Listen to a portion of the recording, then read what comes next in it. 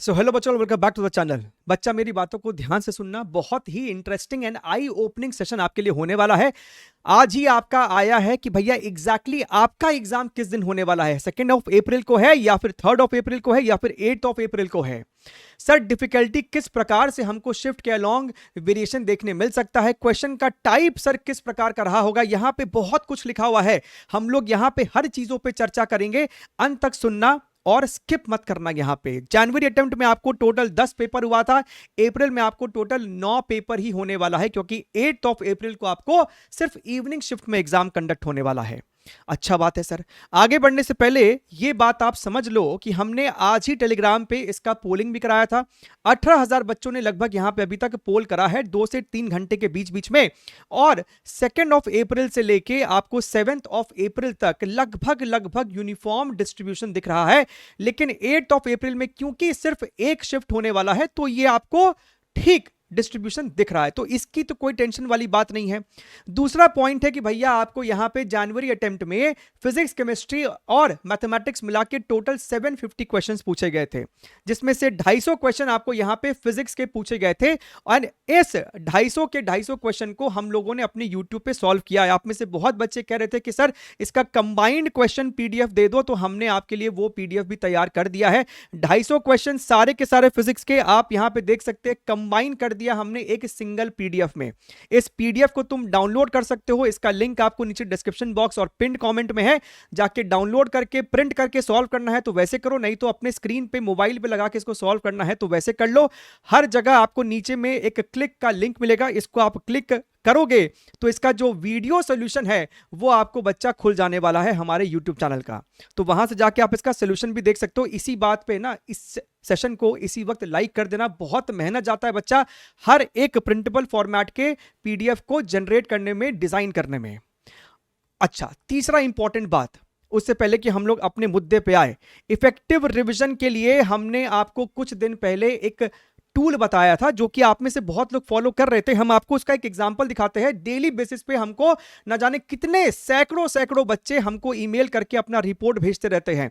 हमने ब्लॉक 1 के लिए बच्चे को बोला था कि भैया 1 घंटे के अंदर इन चारों चैप्टर को लिख लिख के रिकॉल करके सारे कॉन्सेप्ट और फॉर्मूले को रिवाइज करने का कोशिश करना, क्योंकि भैया इसी फॉर्मूले में से है ना आपको एनटीए स्टेटमेंट टाइप क्वेश्चन बना रहा है। हम आपको अभी आगे प्रूफ भी दिखाएंगे इस बात का। देखिएगा इस बच्चे ने किस प्रकार से इतनी सुंदरता से, ये आपको शायद ग्रेविटेशन का मेरे को दिखाई दे रहा है, राइट। इसके बाद आप यहां पे देखेंगे तो यहां पे आपको इलेक्ट्रोस्टैटिक्स का है, नीचे में आपको ईएम वेव्स का है, यहां पे आपको करंट इलेक्ट्रिसिटी का है।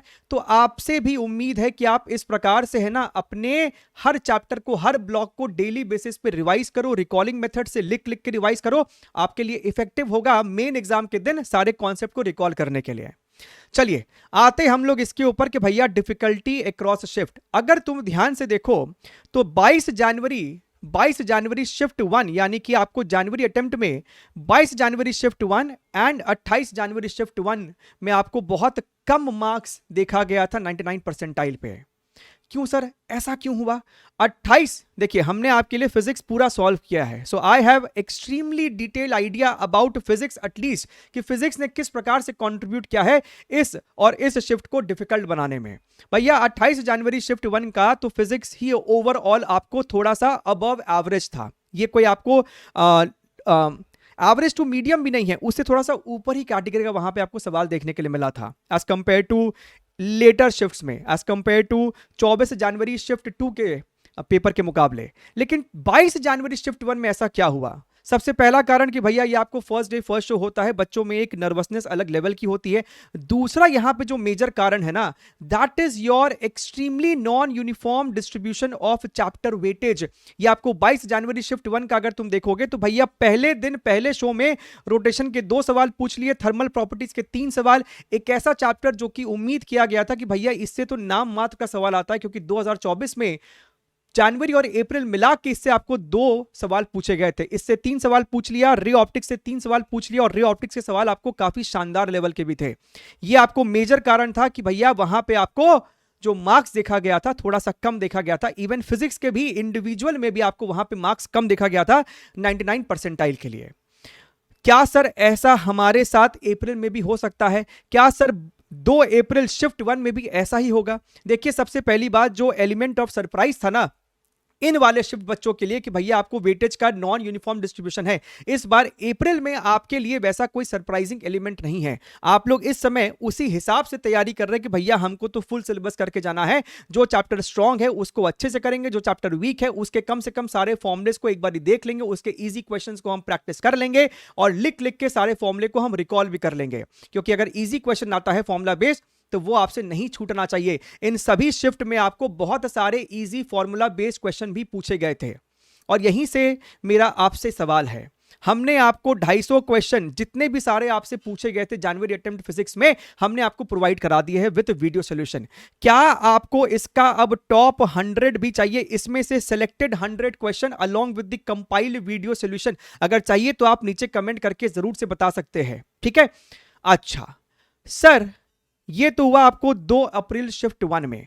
सर जैसा यहां पे देखा गया था ना, ये 28 शिफ्ट 1 यानी कि 7th शिफ्ट 1, क्या ये हमको कोरिलेटेड होगा? ऐसा कोई भी लॉजिक नहीं है, क्योंकि हम देख रहे हैं 2-3 जगह ऐसा र्यूमर फैलाया जा रहा है, बच्चों को मिसगाइड करने का कोशिश किया जा रहा है कि भैया 2 अप्रैल शिफ्ट 1 तो आपको बहुत डिफिकल्ट होने वाला है, या फिर 7th अप्रैल शिफ्ट 1 आपको बहुत डिफिकल्ट होने वाला है। Nobody can guarantee, nobody can predict it.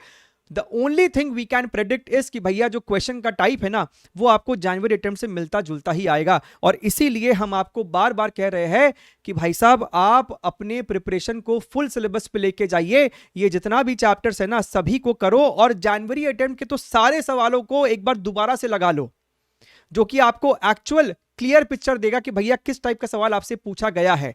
और अच्छे सवाल करना है तो हमारे टॉप 1000 पीवाईक्यूज को कर डालो, जो कि आपको पिछले 5 साल में पूछे गए थे। सभी का लिंक आपको नीचे हम लगा देंगे, सारे इंपॉर्टेंट लिंक्स हम आपको नीचे लगा देंगे, लेकिन मेरी बातों को यहां पे ध्यान से सुनना। क्वेश्चन टाइप को लेके भी यहां पे बहुत से बच्चों में एक वो है नर्वसनेस है कि सर किस टाइप का सवाल हमसे अब पूछा जा रहा है।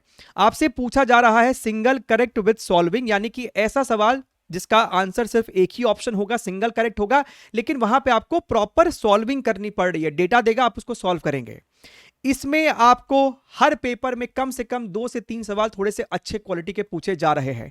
मल्टीपल स्टेटमेंट बेस्ड क्वेश्चन, जहां पे आपको 5 से 6 स्टेटमेंट दे देता है, उसमें से आपसे पूछता है कि भैया कौन सा सही है और कौन सा वहां पे गलत है।